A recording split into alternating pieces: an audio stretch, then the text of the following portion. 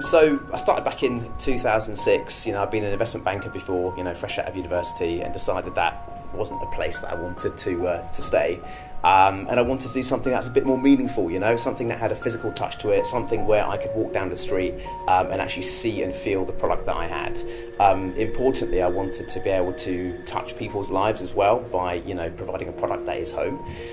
So back then I didn't have any cash. I was down to my last £3,000 or £4,000, and I developed the idea of rent to rent, it's now called, in London, where I thought, I can't own the asset, I'm not an agent, but what I can do is operate it. So I said, let me find a simple apartment where I can actually go in there, rebrand it and operate it as branded living accommodation. So I did that, I made it all bills included, I put a living brand on it, it's called Spaces, and then I rented the rooms individually with a focus on sharing, focus on quality, focus on convenience, and I made £500 a month in margin on the cash flow.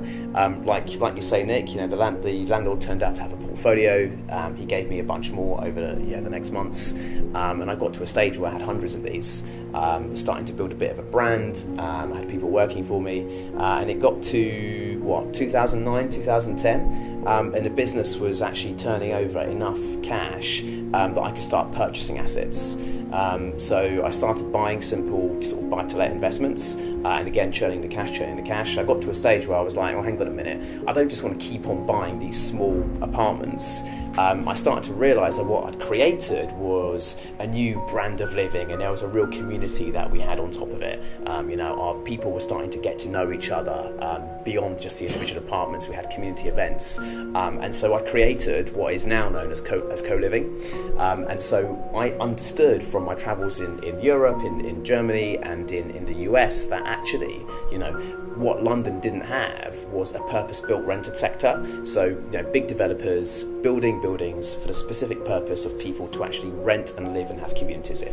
But this started to happen in the US. So I said, well, why isn't it present in London? With the affordability challenges that people have for renting, by sharing amenities, actually we can address that.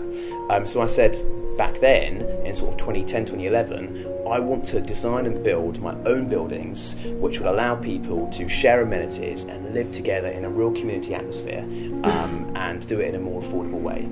So I started saving up my cash and buying development sites. I did a few small developments where I did simple refurbishments of offices into residential, exited those, multiplied my capital, and then by the time it got to about 2012, 2013, I had enough capital that I could actually start buying more significant development sites. How old are you now? 34. So he's incredible. He's created this incredible empire from pretty much from scratch.